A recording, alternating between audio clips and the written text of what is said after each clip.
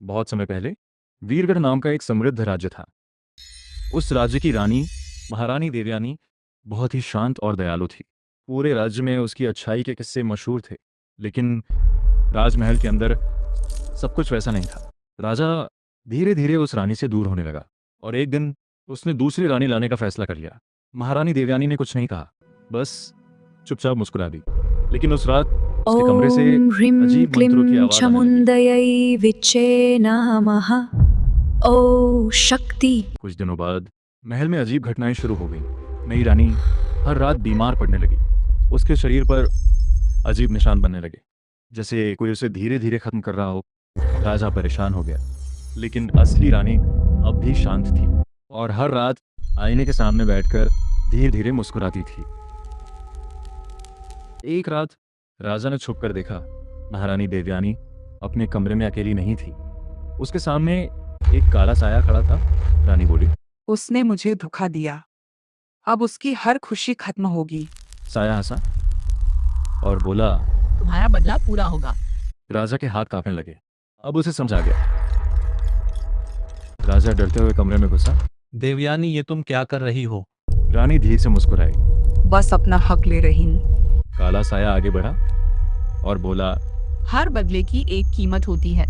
रानी ने बिना डरे कहा। मैं हर कीमत चुकाने को तैयार हूँ। अचानक कमरे की सारी रोशनी बुझ गई और जब रोशनी वापस आई, रानी की आंखें बदल चुकी थीं। अब वो पहले जैसी नहीं थी। अब महल में सब कुछ बदलने लगा। नई रानी की हालत और बिगड़ गई। वो हर दिन कमजोर होती जा रही थी और दूसरी तरफ महारानी देवयानी पहले से ज्यादा खूबसूरत और शक्तिशाली लग रही थी, जैसे वो किसी और की ऊर्जा खींच रही हो। एक दिन नई रानी अचानक चिल्लाई, वो मेरी जान ले रही है। लेकिन तब तक बहुत देर हो चुकी थी। अगली सुबह महल में शोक छा गया। नई रानी अब इस दुनिया में नहीं थी।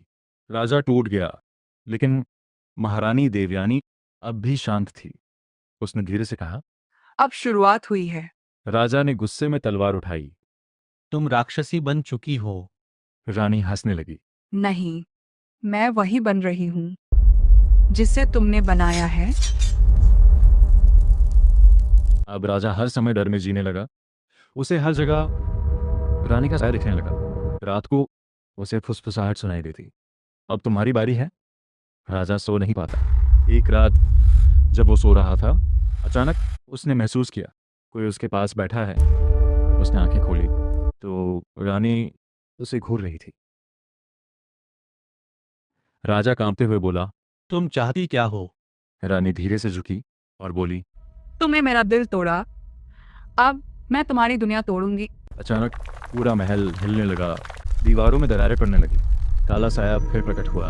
अब आखिरी बलिदान बाकी है। राजा समझ गया। काला साया हंसा और बोला, इस शक्ति को पूरा करने के लिए तुम्हें अपने सबसे कीमती को खोना होगा। राजा चौंक गया। रानी ने बिना सोचे राजा की तरफ इशारा किया। मेरे लिए सबसे कीमती अब यही है। राजा पीछे हटने लगा, लेकिन अब वो बच नहीं सकता था। अगले ही पल राजा की चीख गूंजी और फिर सब कुछ शांत हो गया।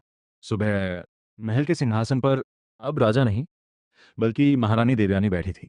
उसकी आंखों में अब डर नहीं, बल्कि पूरी शक्ति थी।